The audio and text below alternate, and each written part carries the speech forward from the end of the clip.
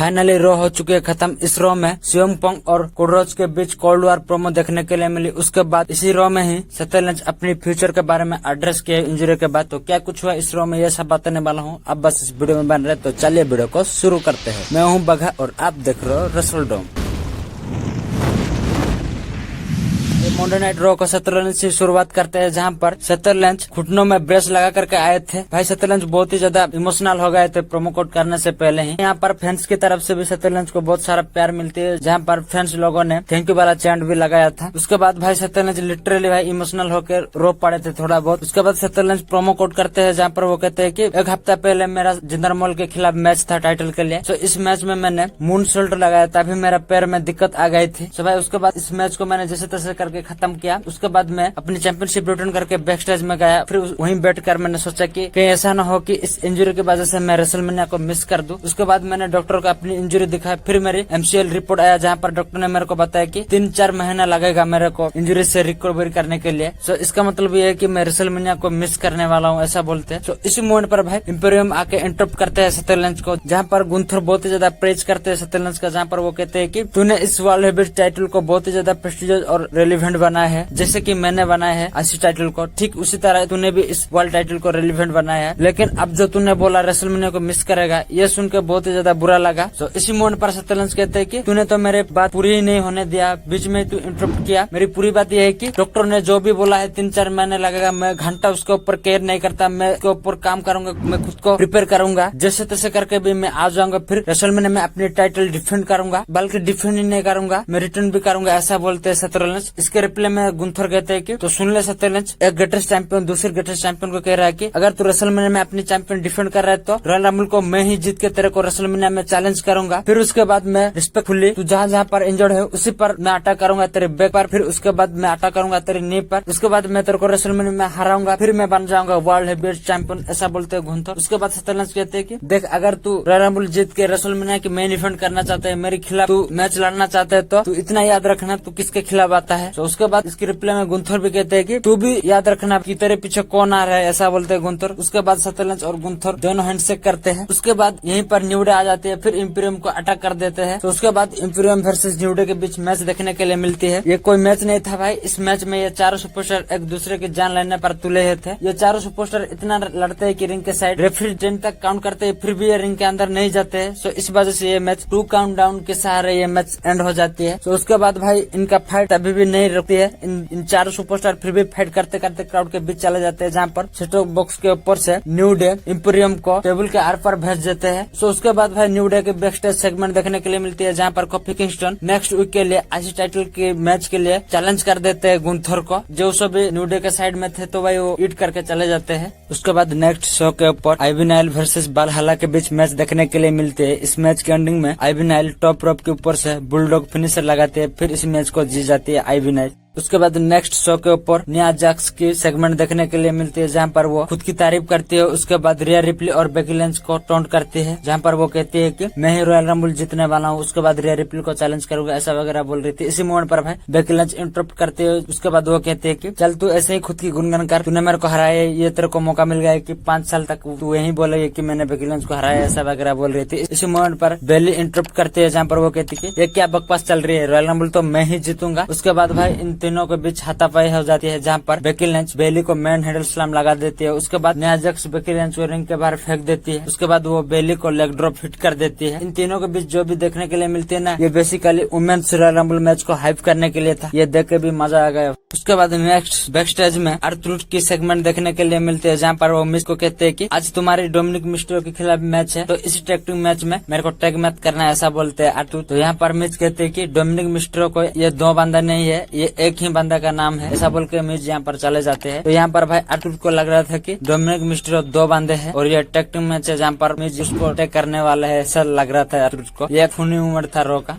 उसके बाद next show के ऊपर मिज वर्सेस डोमिनिक मिस्टेरियो के बीच मैच देखने के लिए मिलती है। इस मैच की रिंग साइड में Finn Balor and JD McDonald होते हैं, जहाँ पर इस मैच की एंडिंग में फिन बेलर की डिस्ट्रैक्शन की वजह से मिज डिस्ट्रैक्ट हो जाते हैं। इसी मौके का फायदा उठा करके डोमिनिक मिस्टेरियो पहले तो 6-1 लगाते हैं, उसके बाद फास्ट लगा करके मजा में इस मैच को जीत जाते हैं डोमिनिक मिस्ट्रियो। सो ये मैच खत्म होने के बाद भाई जजमेंट डे मिलकर अटक वगैरह कर देते हैं मिच के ऊपर। सो यहाँ पर मिच को सेव करने के लिए आ जाते हैं डाई, यहीं पर भागना पड़ जाती है जजमेंट डे को। तो उसके बाद भाई डब्ल्यूडब्ल्यूई नेक्स्ट वीक के लिए मैच भी कंफर्म कर दिया है, डाई वर्सेस जजमेंट डे के बीच अनडिस्प्यूटेड टैग टीम चैंपियनशिप के लिए मैच भी देखने के लिए मिलेगी नेक्स्ट वीक रॉ में। सो उसके बाद बैक स्टेज में ब्रॉन्सन रीड की सेगमेंट देखने के लिए मिलती है, जहाँ पर वो जे उसो को नेक्स्ट वीक के लिए चैलेंज कर देते हैं एक सिंगल सी मैच के लिए। सो उसके बाद नेक्स्ट शो के ऊपर आइवर वर्सेस चैट गैबल के बीच एक सिंगल सा मैच देखने के लिए मिलती है। ये मैच बहुत ही ज्यादा फाड़ू मैच था, बेंगर मैच था। इस मैच में कई सारे फिनिशर के ऊपर किकआउट देखने के लिए मिलती है। पहले तो भाई हेडबोर्ड लगाते हैं जिसका ऊपर भी किकआउट, उसके बाद पावर बॉम्ब भी लगाते हैं आइवर जिसका ऊपर भी किकआउट देखने के लिए मिलती है। उसके बाद भाई टॉप रोप के ऊपर से लेग ड्रॉप भी हिट करते हैं आइवर जिसका ऊपर भी किकआउट कर देते हैं गैबल। उसके बाद गैबल अपनी फिनिशर भी लगाते हैं आइवर को जिसका ऊपर भी आइवर भी किकआउट कर देते हैं। उसके बाद एंकल लॉक भी डालते हैं जहाँ पर इस लॉक को ब्रेक कर देते हैं। फिर उसके बाद इस मैच में वल्हला आके डिस्ट्रैक्शन कर देती है चैट गैबल को। इसी मौके का फायदा उठा करके आइवर अपनी फिनिशर टूम्बसॉल्ट लगाते हैं, फिर इस मैच को जीत जाते हैं।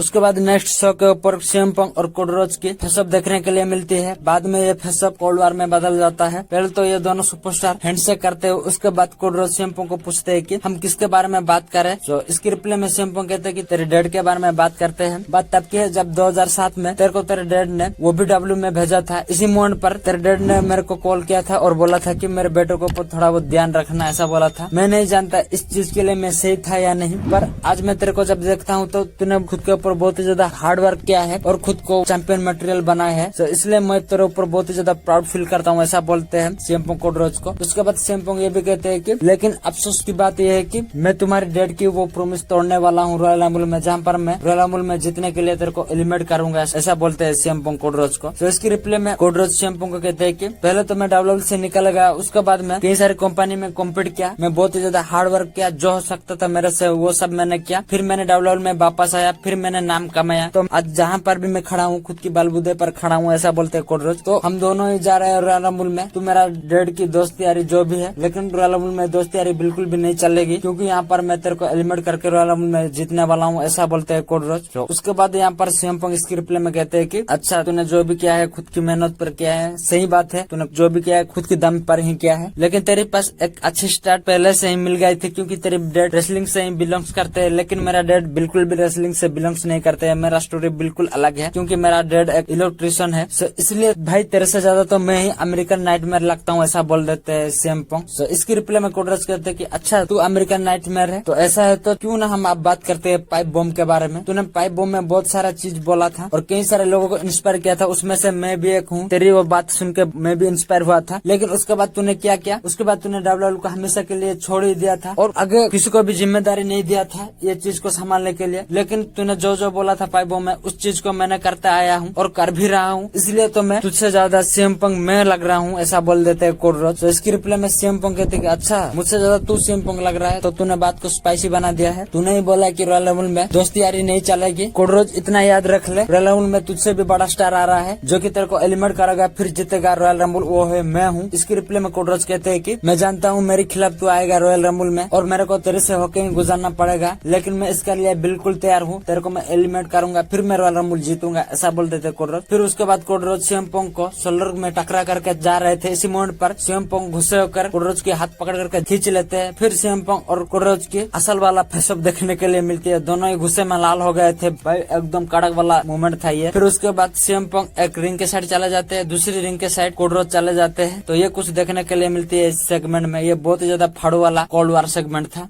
देन उसके बाद नेक्स्ट शो के ऊपर Candice LeRae and Indi Hartwell versus Shayna Baszler and Zoey Stark के बीच वुमेन्स टैग टीम मैच देखने के लिए मिलती है। ये एक सिंपल सा पुच्चू सा मैच था। इस मैच के एंडिंग में जो स्टार अपनी फिनिशर लगाती है, सो इस तरीके से इस मैच में जो स्टार अपनी टीम को विक्ट्री दिलाती है।